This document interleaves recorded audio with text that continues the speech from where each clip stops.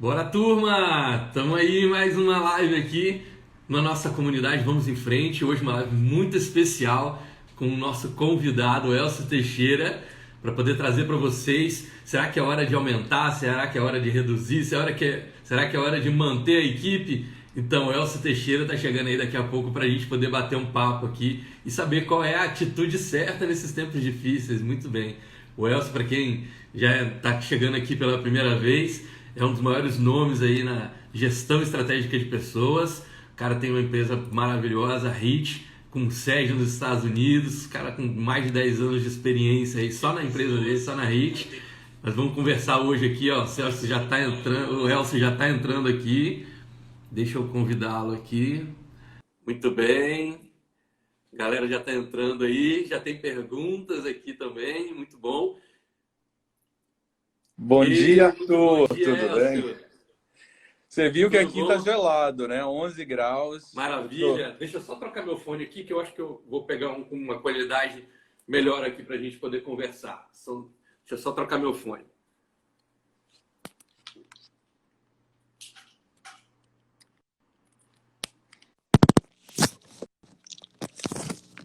Acho que esse aqui vai ficar melhor agora. Muito bom, tudo ótimo, Elcio. Tudo bem. Prazer enorme. Muito obrigado pelo convite. Espero poder contribuir aí com os nossos seguidores, né?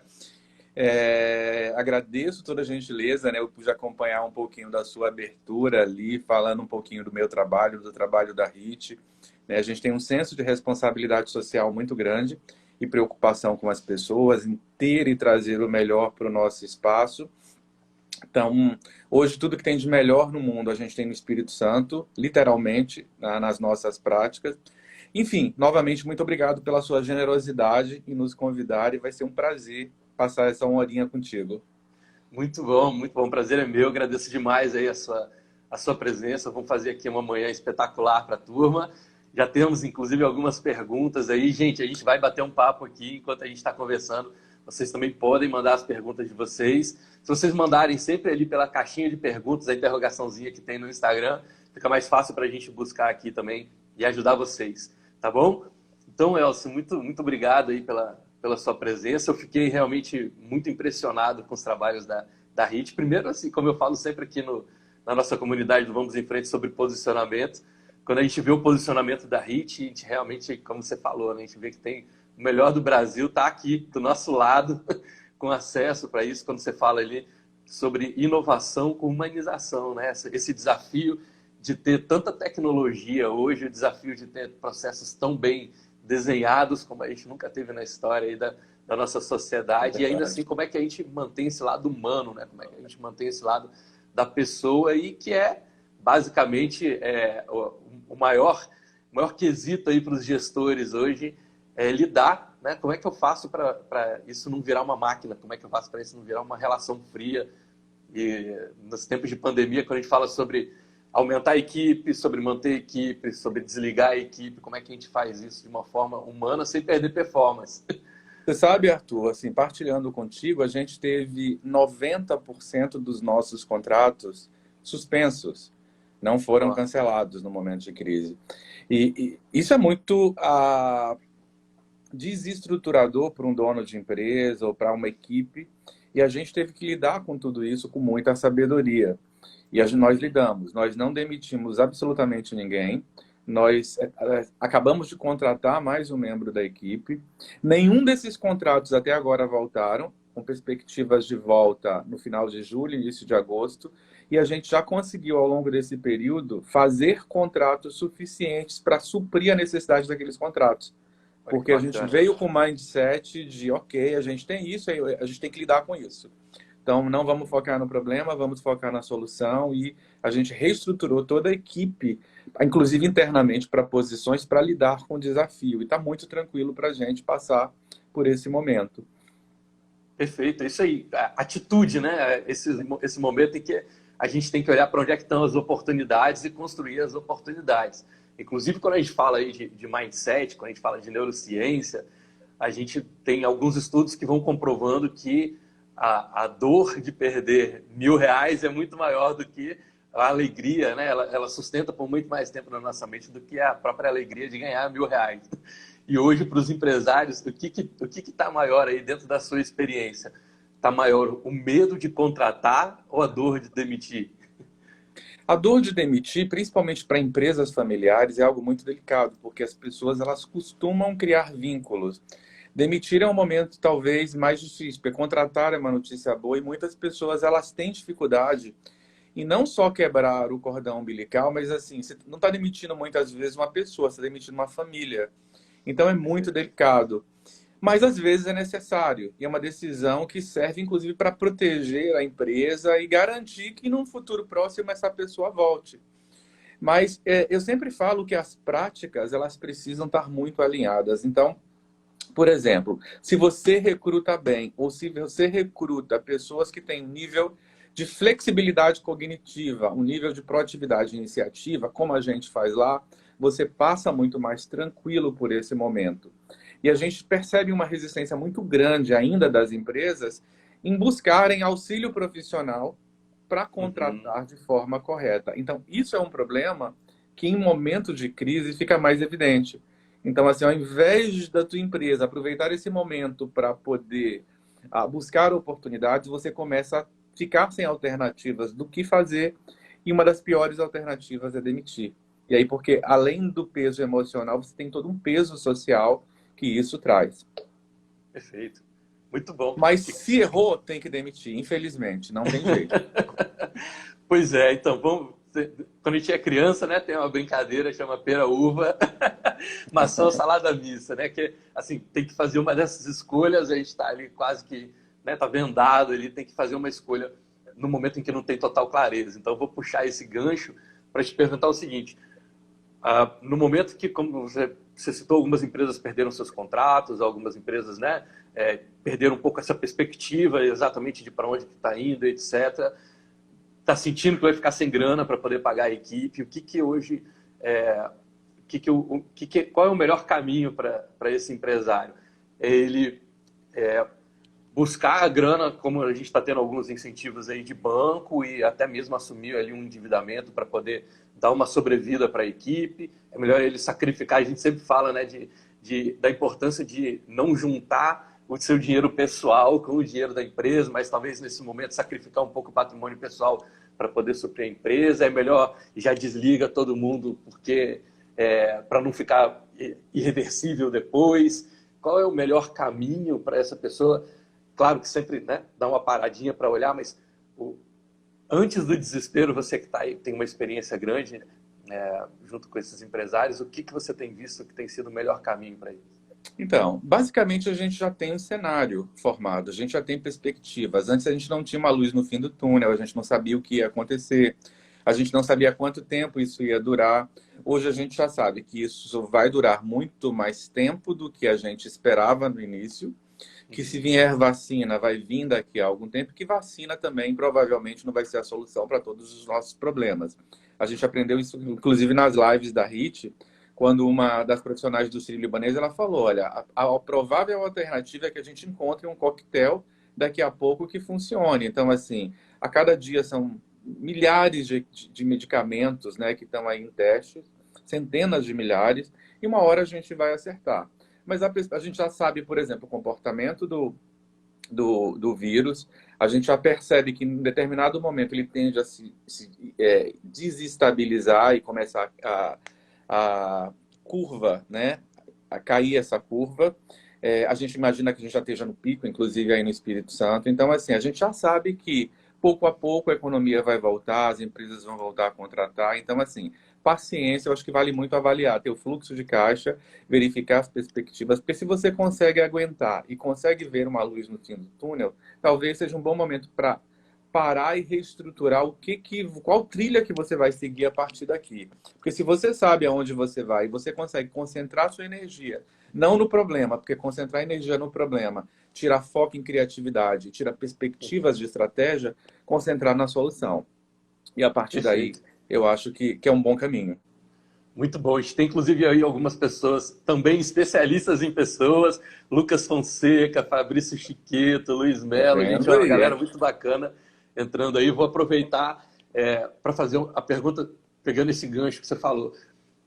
A gente não sabe muito bem, né, em quem acreditar nesse momento, porque os noticiários são apocalípticos. Quando você liga a TV ali, mais que você abra uma CNN, mas são notícias que, como a gente bem sabe, eu sempre falo isso com muita cautela aqui, porque a gente tem excelentes profissionais e profissionais, né, com condutas duvidosas em praticamente todas as atividades.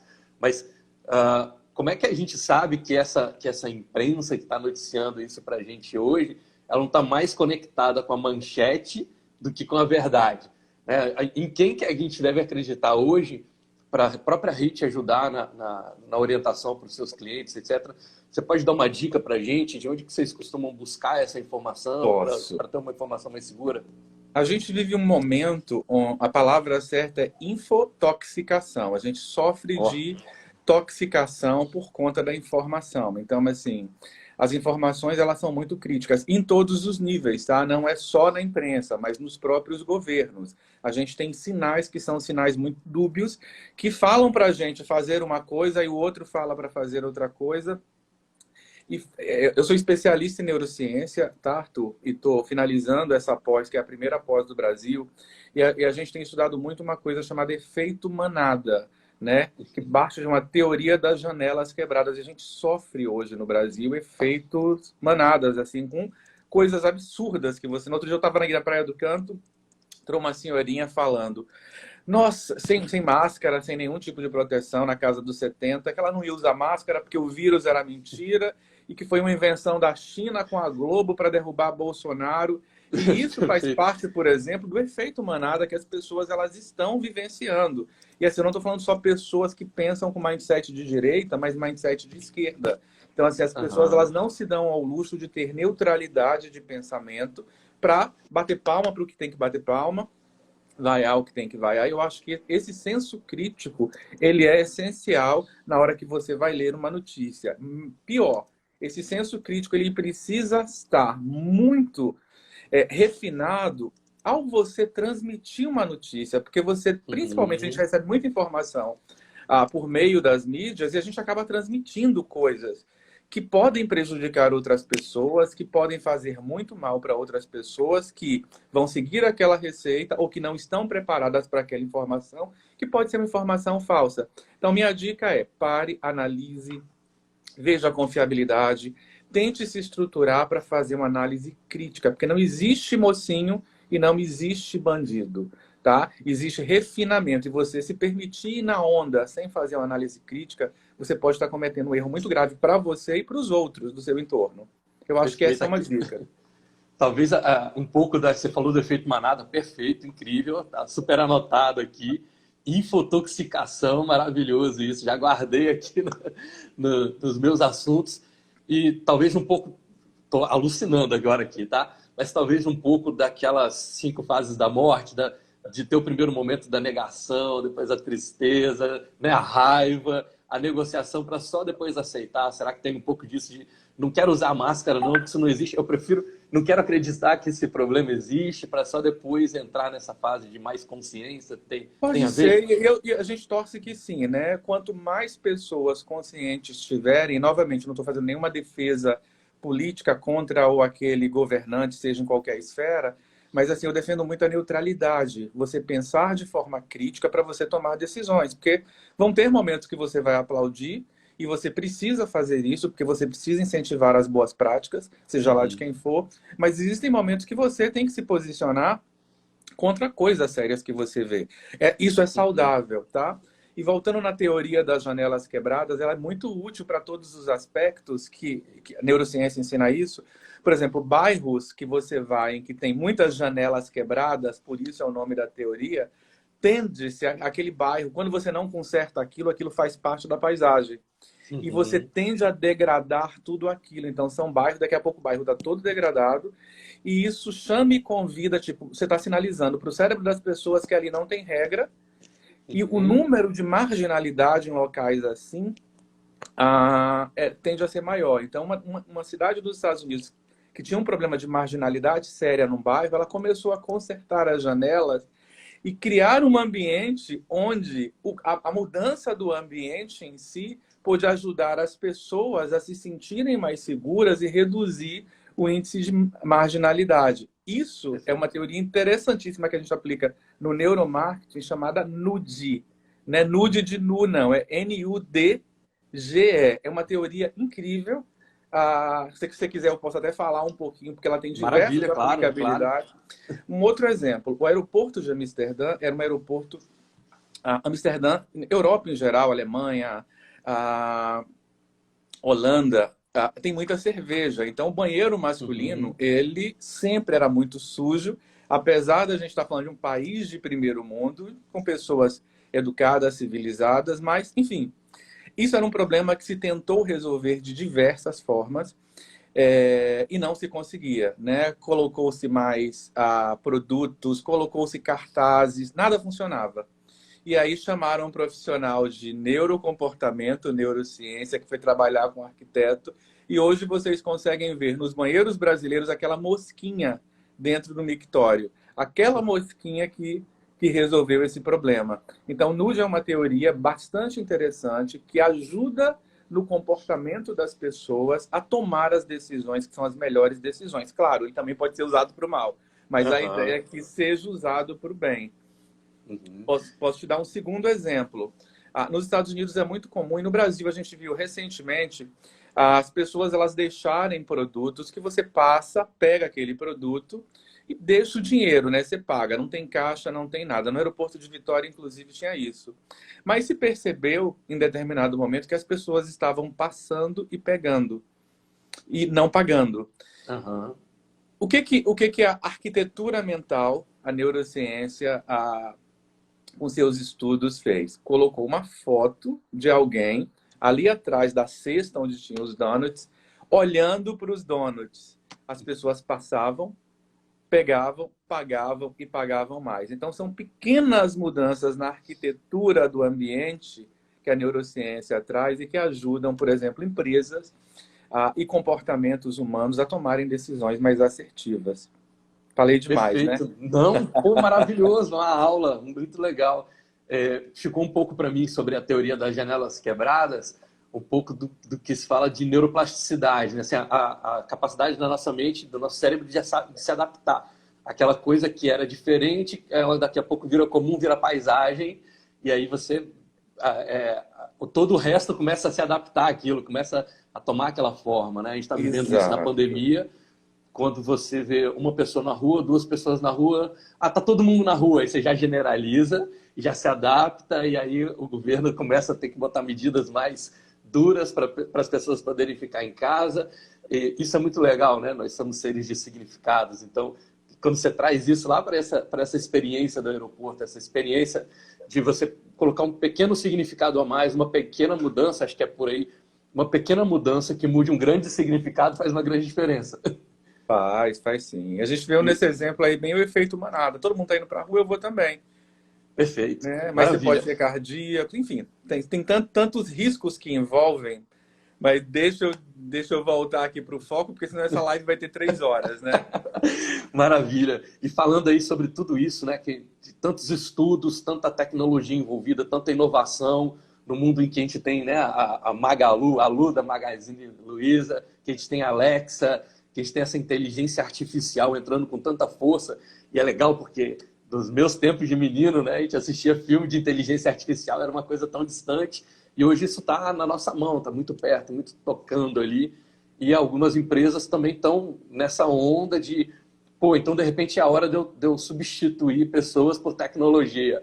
De repente é a hora de eu substituir uma pessoa por um robozinho. Inclusive, como é que se diz? A exposição disso, a forma como isso é trazido para a gente, é até no sentido de você quer um funcionário que não durma nunca, um funcionário que trabalha para você 24 horas por dia, então tire uma pessoa e coloque um robozinho para poder agir. Como é que hoje está essa relação, principalmente nesses tempos aí de decisões rápidas e de otimizar recursos, como é que você está vendo aí nos recursos humanos, né? Essa visão entre inteligência artificial e até onde isso substitui as pessoas, até onde vale a pena, é mais uma evolução, uma inovação, mais uma armadilha? Como é que é o seu ponto de vista disso? Vamos lá. Inteligência artificial é uma realidade. Nada existe, não existe nada que a gente possa fazer para parar a inteligência artificial. É algo que vai estar cada vez mais presente. A pandemia ajudou e tem incentivado para que essa velocidade de implantação dos projetos ele seja cada vez maior. É importante salientar o seguinte: o mercado de trabalho ele evolui desde que nós começamos a trabalhar, a executar tarefas, e ele vai continuar evoluindo. Isso significa que muitos postos de trabalho vão ser fechados e muitos postos de trabalho vão ser criados. Qual que é o grande risco? Ou quem que sofre durante um momento, por exemplo, em que há a implantação de um novo produto, de uma nova tecnologia? Quem não se atualiza. Então, é muito importante ter no mindset, ter na sua rota, na sua trilha de desenvolvimento, estar constantemente em busca de novas informações, de novos conhecimentos, que você transforma esse risco em oportunidade de evolução para você. Inteligência artificial faz parte da nossa rotina na HIT, Arthur. A gente tem um robozinho dentro do processo de recrutamento e seleção já há algum tempo. E esse robô, nós tínhamos 2 pessoas atendendo na frente de recrutamento e seleção, e hoje nós temos 4. O robô ele é extremamente eficiente, mas ele precisa de inteligência. Então, por exemplo, ele precisa de inteligência humana. Ele vai buscar todos os currículos na base, por exemplo, e ele vai me dizer esses são os 150 melhores que você tem. O que você quer que eu faça? E aí eu vou dizer, eu quero que você aplique esse teste, que você faça o cruzamento dessa informação. Ele manda os testes, ele corrige os testes, ele me diz se os testes são verdadeiros ou não, porque se você ficar no Google buscando as respostas, ele vai me dizer, olha, esse teste não é confiável, mas eu que preciso escolher os testes, eu que preciso colocar o perfil da vaga. Se eu colocar o perfil da vaga errado, ele vai errar na busca, ele vai me dar um resultado ruim. Então, assim, a interface humana ela é essencial para que a máquina opere bem. Então, não tenham medo. Mas, por outro lado, é um alerta. Vocês precisam se qualificar constantemente para manter os seus currículos competitivos melhor e para achar oportunidades incríveis que o mercado está oferecendo e que vai oferecer a partir de agora. Perfeito. Se eu falar bobagem, você me coloca de volta no fluxo aqui. Mas você falando, me veio uma mensagem na mente aqui. Seria uma nova revolução industrial, aquele momento em que as empresas trouxeram as pessoas do campo e aí as indústrias depois foram substituindo essas pessoas por equipamentos e aí aumentou muito a necessidade de ser capacitado de fazer alguma coisa que o equipamento não poderia fazer. E talvez hoje a gente, com essa vertente, essa revolução da inteligência artificial, levar a atenção das pessoas para fazer algo que não seja um processo repetitivo. Tudo aquilo que pudesse ser feito repetido, daqui a pouco vai ter um robô para fazer. Tem a ver? Tem a ver, e assim, mas ainda assim o que acontece? É sempre bom lembrar que as pessoas elas são essenciais. Algumas pessoas mais sensíveis, elas podem sair daqui extremamente preocupadas com essa revolução das máquinas. Sim, essa revolução ela está existindo, ela vai existir cada vez mais, mas ela vai abrindo espaço para novas oportunidades para quem está seguindo o fluxo de desenvolvimento. Essa revolução ela não é só das máquinas, tá? Ela é uma revolução que o nosso corpo passa, o nosso cérebro passa. Eu vou te dar um exemplo. Se você falar dos Beatles, algumas pessoas dos anos 70, 80 vão lembrar, vão cantar as músicas. Se você falar de ABBA, provavelmente algumas pessoas dos anos 80. Os jovens ainda não. Então, a gente tinha gerações ali que levavam 10, 15 anos para vir a próxima, que curtiam a mesma coisa, que faziam os mesmos programas. Hoje, não. O menino de 14, de 15, não faz a mesma coisa do menino de 12, de 11. Eles têm artistas diferentes, grupos diferentes, mindsets completamente diferentes. Então, essa anatomia, ela mostra a evolução que o nosso cérebro está tendo numa velocidade assustadora. Então, eu não consigo mais falar com o menino de 12. Eu preciso me preparar e me adequar para poder seguir essa tendência, principalmente no mercado de trabalho. Há uma resistência muito grande, voltando aqui para o RH, há uma resistência muito grande do empresário, principalmente de quem é empresa familiar, a buscar pessoas que tenham mindsets diferentes.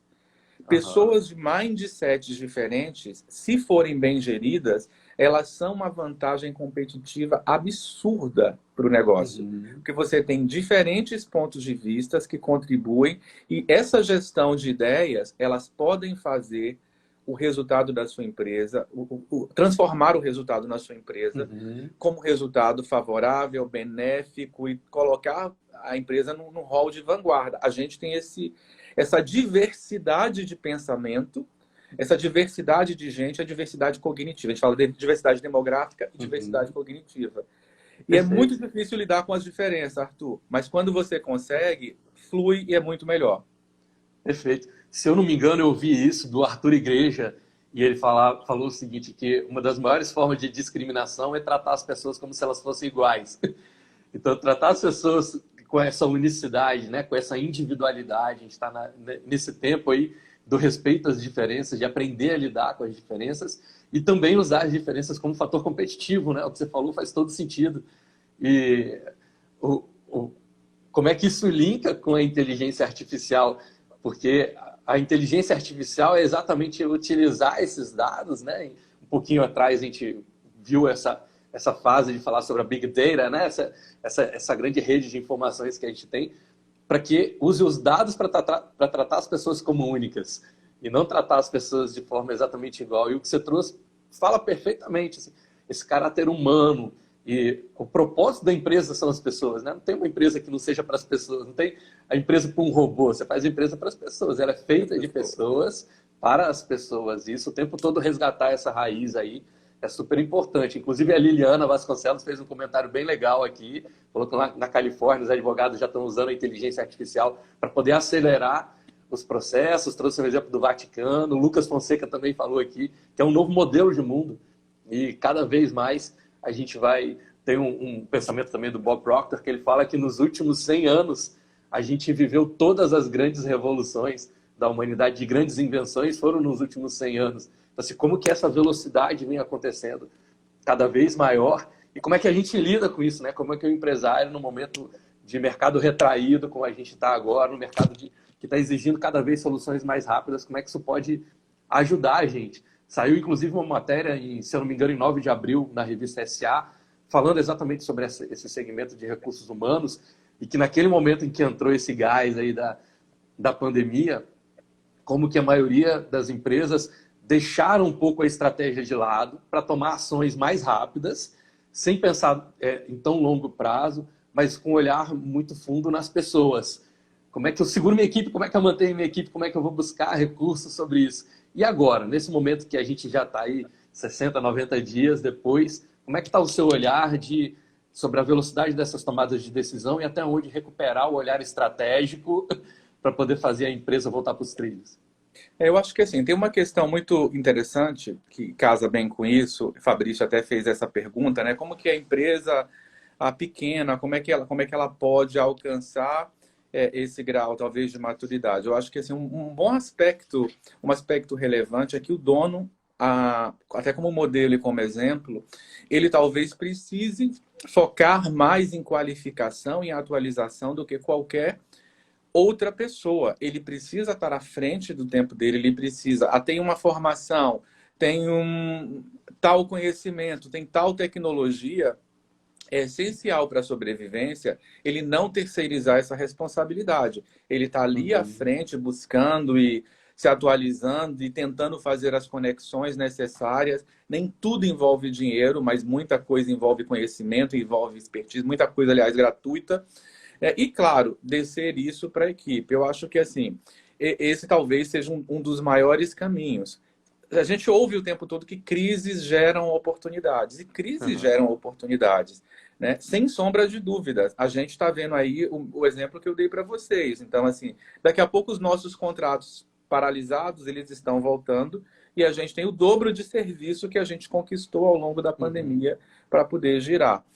Enquanto outras consultorias estão morrendo, ou morreram, ou estão deficitárias. Então, assim, tudo depende do mindset. Então, assim, criar um ambiente que seja inclusivo e que haja transparência de comunicação é algo estratégico para qualquer negócio. Então, assim, se eu tenho medo de falar com o meu gestor, eu tenho um problema. Se eu crio esse ambiente de medo, eu tenho um problema. Porque, assim, se as pessoas elas confiam e se eu tenho transparência, eu vou falar, olha, gente, o nosso faturamento caiu, a gente vai ter que fazer algumas reduções.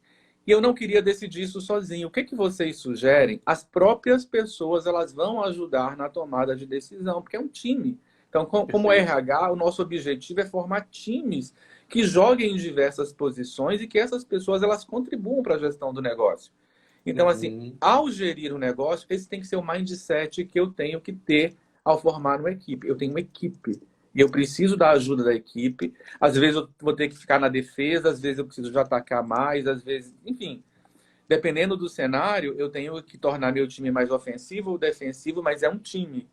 E eu preciso, como líder, agir dessa forma. Não sei se eu respondi, mas... Perfeito, maravilhosamente. A oportunidade é muito mais um filtro, muito mais uma lente pela qual a gente vê a situação do que a situação em si, né? Então, assim, no momento que está tudo bem, é o momento de enxergar as oportunidades. No momento que o mercado está em crise também, é o olhar da oportunidade. Está muito mais dentro do mindset, está muito mais dentro do sistema de crenças dos empreendedores. E você tocou numa coisa muito legal, que é essa parte cultural, né? Que é quando você falou sobre a importância de capacitar a equipe, a importância de se especializar cada vez mais, mas muitas empresas desceram lá na base da pirâmide de Maslow, agora estão procurando abrigo e alimento. Como é que eu sustento minha estrutura e como é que eu mantenho minha equipe alimentada?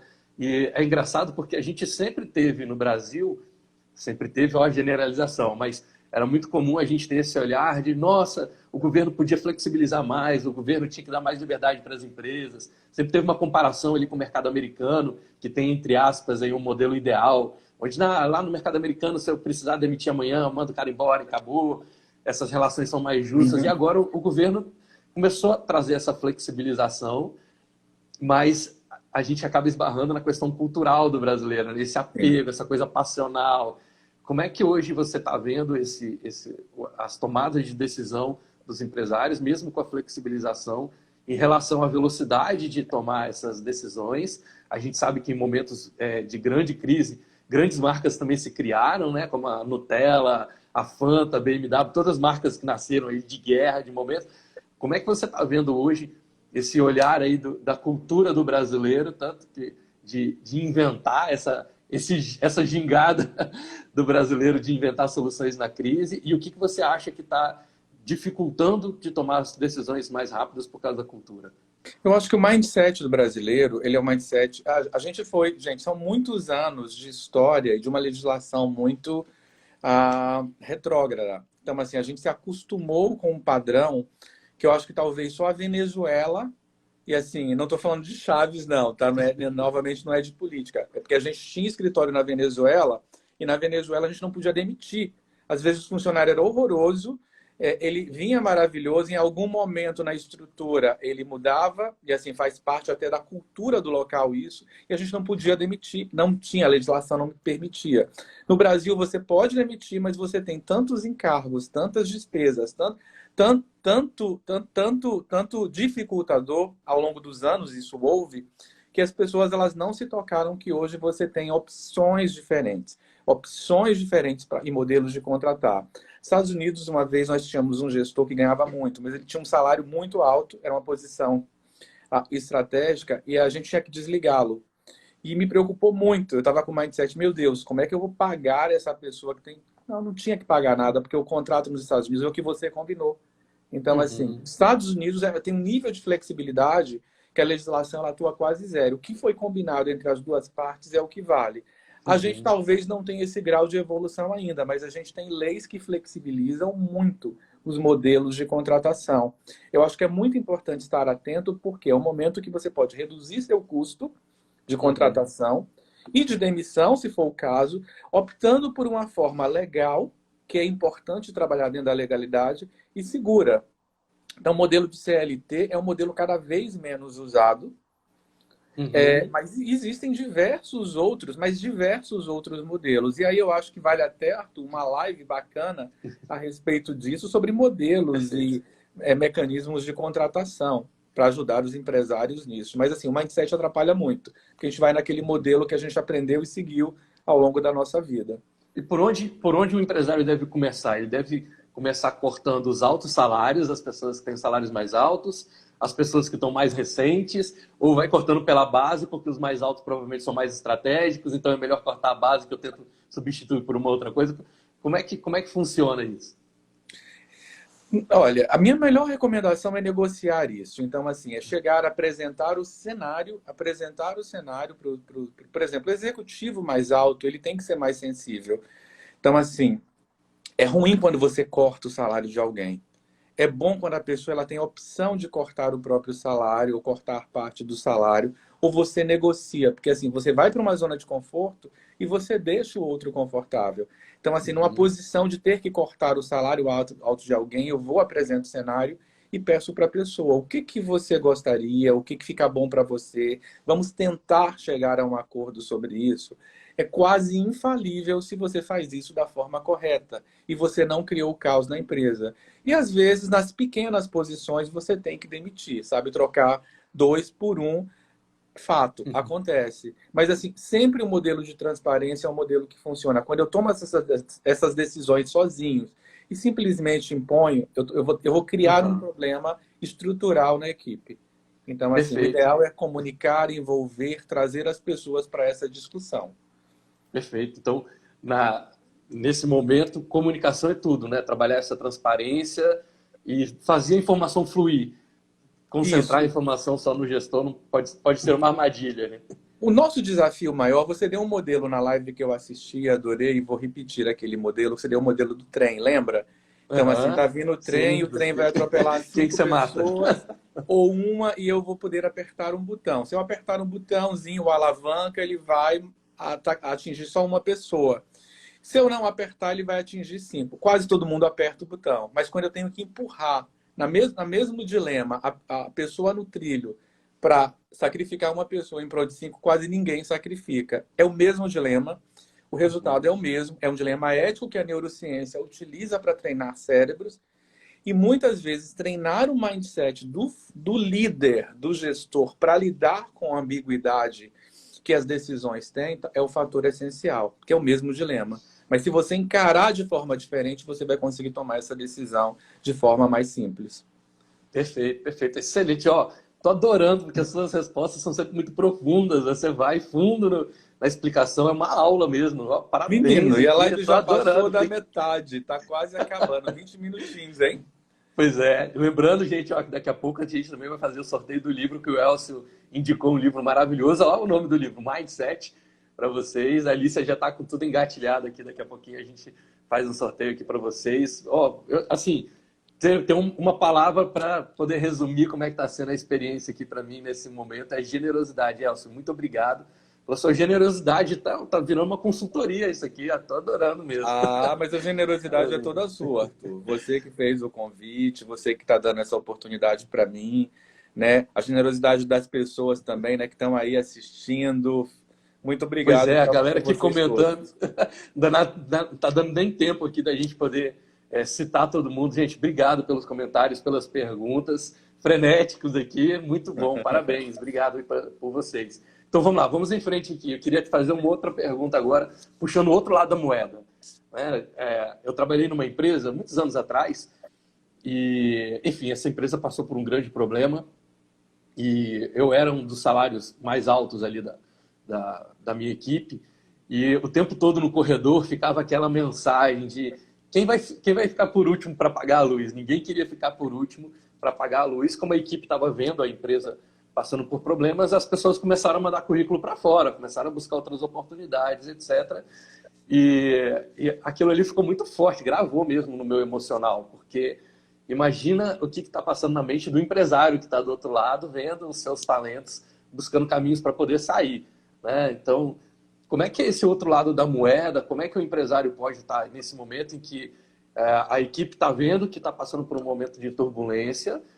Inclusive, outras empresas estão aproveitando isso para poder contratar bem, porque sabe que tem pessoas boas no mercado que acabaram perdendo seus postos de trabalho, porque a empresa acabou, encerrou a atividade, né, porque o profissional é ruim. Como é que a gente consegue engajar e reter os melhores talentos, mesmo a gente não tendo as melhores condições? Do tipo, poxa, se um bom funcionário hoje me diz, Arthur, eu vou sair por salário, e eu não tenho condição de aumentar salário agora. Como que um empresário pode lidar com essa situação para engajar a equipe em termos de home office, que a equipe está distante, e reter os seus melhores talentos no momento em que ele não pode fazer essas expansões financeiras? Perfeito. Arthur, deixa eu te devolver com uma pergunta. Nesse período que você trabalhou nesse lugar, que você tinha um salário alto, e que a empresa começou a ter problema e todo mundo começou a buscar oportunidades, houve algum bate-papo do seu gestor, do dono da empresa, para falar a respeito disso, para tranquilizar as pessoas ou deixar as pessoas cientes do atual estágio da empresa ou não? Não, pelo contrário. Nosso cérebro lida muito mal com incertezas. Então, assim, quando você não tem a resposta para uma determinada coisa, a gente fica confuso. E aí vem um processo de sofrimento, que é um processo grande, um processo longo. E aí, claro, você vai ter que se proteger de uma coisa que você não conhece.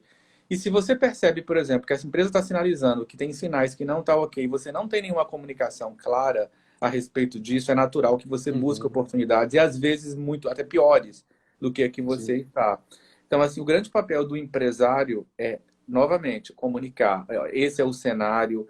Gostaria de saber com quem que eu posso contar, quem são as pessoas que... E fiquem à vontade para poder, por exemplo, buscar outras oportunidades, quem quiser, mas gostaria de, enfim, ter a minha equipe, porque eu acredito que a gente possa passar por isso. É basicamente isso, essa comunicação clara. Acho que assim, ela vai gerar tranquilidade e o conforto do cérebro, que tem resposta, que sem respostas ele enlouquece, ele pira, ele precisa de informações para processar, senão ele vai criando. E a partir disso, de saber ter consciência do momento em que está se vivendo, as pessoas elas começam a tomar decisões certas. Então, assim, mesmo que a tua empresa esteja falindo, ou num momento muito difícil, comunicar isso com clareza e responsabilidade para as pessoas pode reverter todo esse cenário. Perfeito. Então, assim, a comunicação e a transparência e o pedido de ajuda, as pessoas elas são solidárias, elas ajudam, uma boa parte. Elas vão poder trazer insights preciosos para você. As pessoas são solidárias, estou até anotando aqui. Perfeito, porque sem o entendimento as pessoas podem sair da intuição e entrar no instinto, né? E o instinto é de sobrevivência, aí é a tal da emoção, né? Que é o sentimento que te move, aí a pessoa é movida pelo medo, acaba buscando. Você falou um negócio bem interessante, às vezes nem sai por uma oportunidade melhor, sai até por um caminho pior. Mas porque ela está sendo movida ali pelo medo.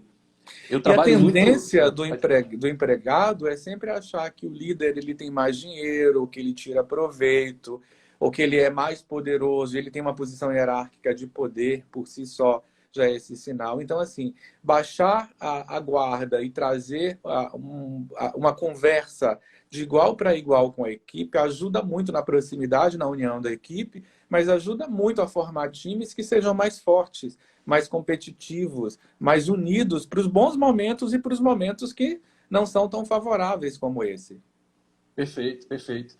E é interessante que eu trabalho há muitos anos com o pessoal de restaurantes, né? O segmento de alimentação faz parte aí da minha vida, mais de 20 anos. Eu sempre tenho bastante clientes aí na área de restaurantes. E uma pergunta que gostaria de fazer, ligada a isso e a outras empresas, áreas de eventos, etc., que tiveram grandes restrições aí nas suas atividades, se o meu funcionário não é um frasco de álcool em gel. Se ele não é um frasco de álcool em gel. E como é que eu reposiciono essa pessoa que ela perdeu uma função dentro da minha empresa, tipo garçom?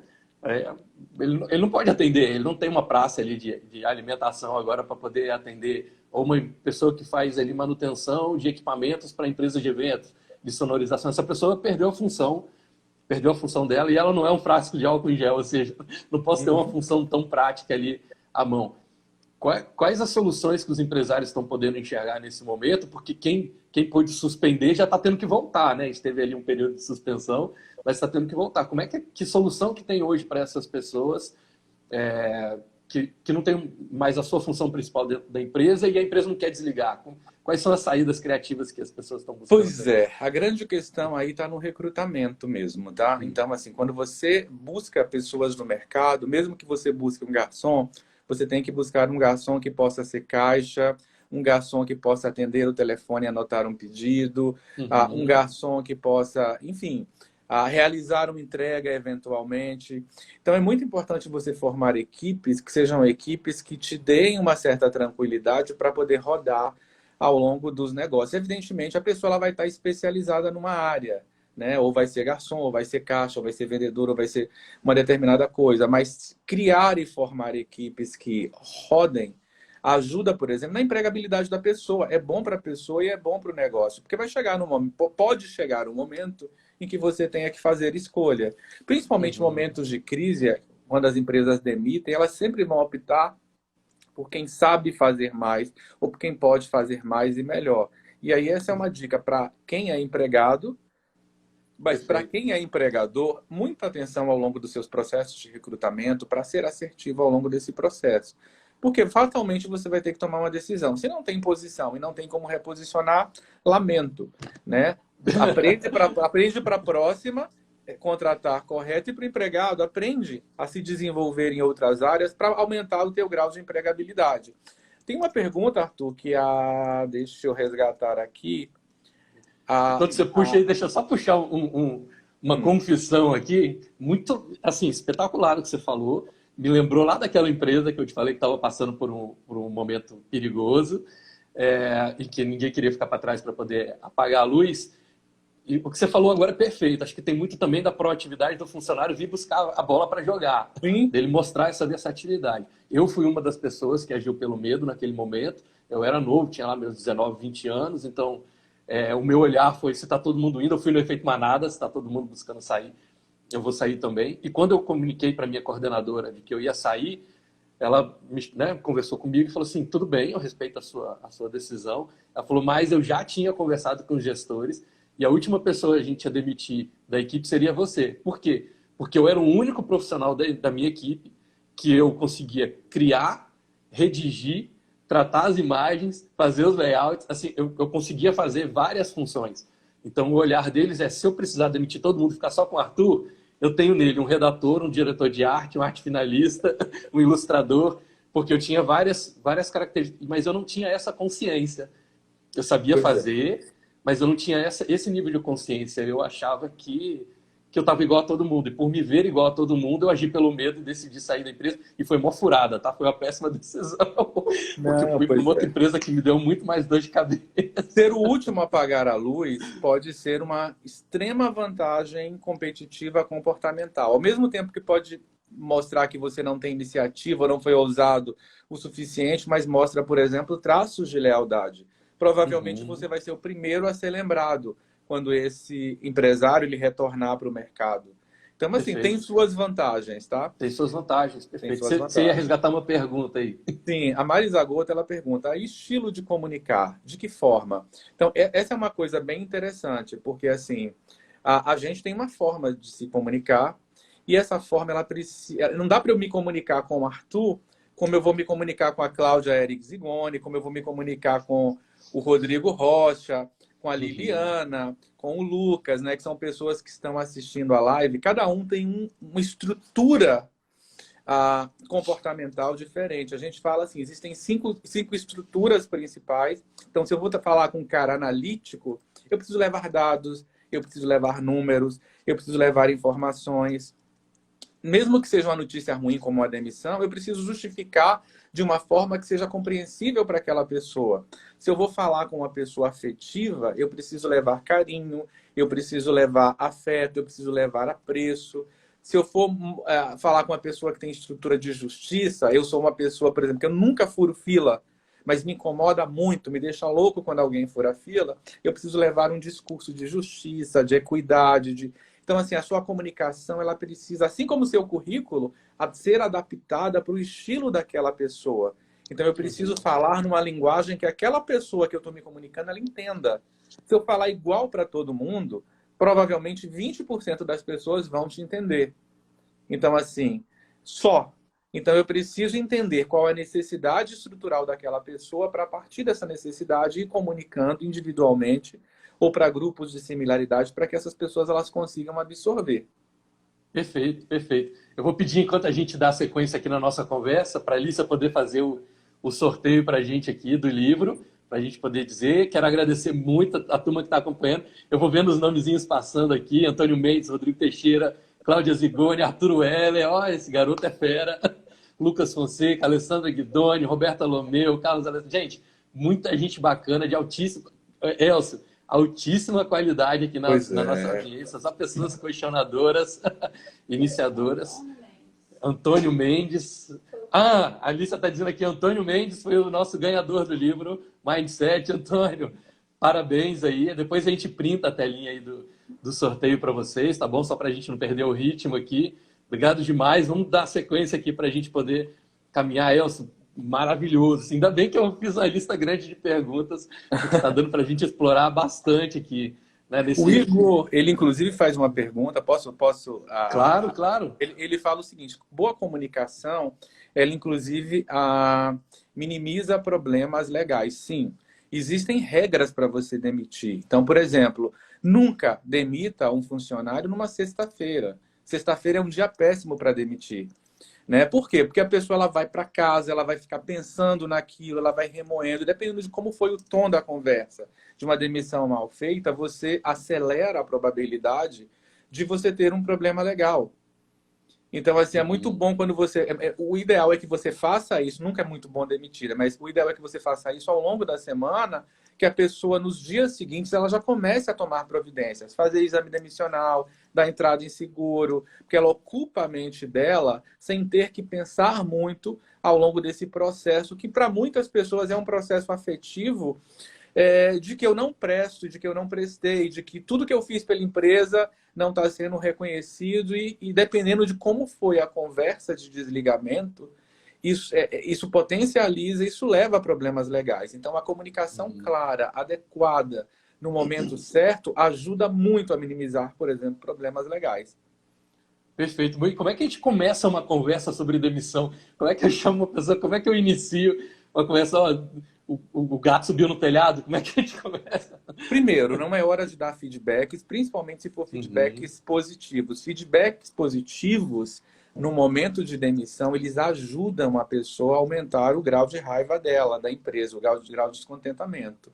Então, assim, são conversas que precisam ser muito respeitosas, mas muito curtas, né? Curtas e respeitosas. Acho que essa é a principal regra. É agradecer a pessoa, falar que o trabalho dela foi bom, mas que a partir daquele momento a empresa não tem condição, a empresa está se ressignificando ou qualquer coisa parecida. E pronto, basicamente isso. Tá? Ela vai ter uma oportunidade de fazer provavelmente uma entrevista demissional, posteriormente, onde ela vai poder falar, mas assim, quanto menos emocional for essa conversa, melhor, porque você pode perder o tom. Então, assim, existem coisas que são muito incompreensíveis para muitas pessoas. Por exemplo, esquecendo a demissão, mas voltando um momento em que alguém está lá em pânico, sofrendo, numa crise emocional. Uma das estratégias para regular emocionalmente uma pessoa que está chorando na sua frente é não abraçar a pessoa. Tudo que você quer é abraçar e dar conforto. Mas aquilo vai legitimar aquele sentimento que ela está vivenciando. Então, não abraçar, mas ficar ali parado do lado é uma estratégia. Então, assim, a gente tem que ir contra o nosso instinto de fazer o que o instinto está pedindo para fazer, para ajudar a pessoa na regulagem. No processo de demissão é isso. A gente quer dar muita justificativa, mas não pode, não deve. É fazer isso no início de semana, terça, quarta, e fazer de forma rápida. Senão vira debate também, né? Você dá muita satisfação, vira debate. Me lembro um vídeo do Porta dos Fundos em que o gestor ia demitir o funcionário e ele dava tanta volta, falava de maneira tão indireta que o funcionário não entendia que ele estava sendo demitido. Falou, não, a gente vai afastar você. Mas o que é afastar? Não, a gente vai desligar. O que é desligar? Não. O funcionário quase comemorando porque ele achava que ele estava sendo promovido, porque ele não estava entendendo. Olha a falha de comunicação da pessoa em tentar não magoar e acabar dando voltas, aí o que você falou. E essa eu nunca tinha ouvido, tá? De não demitir na sexta-feira. Genial. Uma coisa tão simples, né? Mais uma vez, voltando lá naquelas fases, né? Tem a negação e a raiva. E você falou muito sobre essa gestão da raiva do outro lado. Essa raiva da pessoa reagir, né? Ao invés de responder, ele reage contra a sua empresa e pode causar um problema lá no final. De repente, ter essa segurança também, a firmeza de demitir. É tipo terminar um namoro, né? Ah, o problema não é você, sou eu. Aí a pessoa, pô, mas esse problema é de você.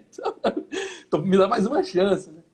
Essa é uma das dificuldades culturais que a gente tem no Brasil, tá? A gente estava falando ali a respeito de uso de legislação para contratar, mas talvez a maior dificuldade que a gente tenha cultural no Brasil, em comparação aos outros países, é quebrar laços. Isso vai para relacionamento. Tipo, tô namorando, não tô feliz. As pessoas, elas levam os relacionamentos adiante, não conseguem terminar. Às vezes, relacionamentos abusivos. Em outros lugares, não. Não Uhum. tá funcionando, acabou. Relacionamento de trabalho é a mesma coisa. Às vezes, não vai funcionar. Então, assim, não insiste se você percebe que não tem jeito. Claro que você tem que dar oportunidade e tudo, mas, assim, se você já esgotou essas instâncias, tchau. Assim, é uma oportunidade de vida nova para a pessoa, uma oportunidade de vida nova para você e para o seu negócio. Tem que ser pragmático. Perfeito, muito bom. Bom, estamos caminhando aí para a nossa reta final. Dá até pena de terminar essa live. Estou adorando, está me ajudando muito, inclusive. Eu era uma dessas pessoas que dava muita justificativa na hora de demitir, inclusive, né? Dando feedbacks. Agora você me trouxe um ponto de vista bem interessante para poder me ajudar aí na minha performance. É, muito legal. Vou fazer um breve resumo aqui do que a gente falou até agora. Tem muita gente que ainda está chegando agora aqui na live. Ó, o Elcio trouxe para a gente, falou sobre o efeito manada, a teoria, né, das janelas quebradas. Achei maravilhoso isso. Gente, busca lá no Instagram da HIT, segue lá, tem altas dicas. Eles estão com lives também o tempo todo. Elcio, a galera deixou aqui várias sugestões para essa live que você falou, Bacana. possibilidade de uma live sobre modelos. Na hora que você fizer, ou a gente faz por aqui, ou mesmo se você fizer pela HIT, me avisa, a gente divulga também para todo mundo aqui na comunidade. É um Bacana. tema que ficou aqui para todo mundo, a galera quer saber um pouquinho mais. Elcio falou para a gente sobre a infotoxicação, muito legal, sobre a gente poder blindar a nossa mente aí, né, ser um pouco mais seletivo na forma como a gente absorve as informações. Falou também sobre enxergar na crise as oportunidades, a gente falou sobre a oportunidade de ser a lente pela qual você vê a situação e não a situação em si, né? Muito legal. Que as pessoas são solidárias, isso é maravilhoso, abrir o jogo para a equipe, conversar, deixar a comunicação fluir para poder melhorar os processos.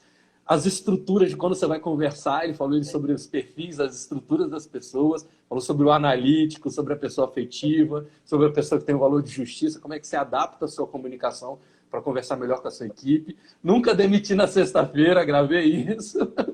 Demite ali na terça-feira, maravilhoso. Fazer ao longo da semana para a pessoa não ficar, na psicologia chama ruminando as emoções, né? Ruminando Isso. essas emoções.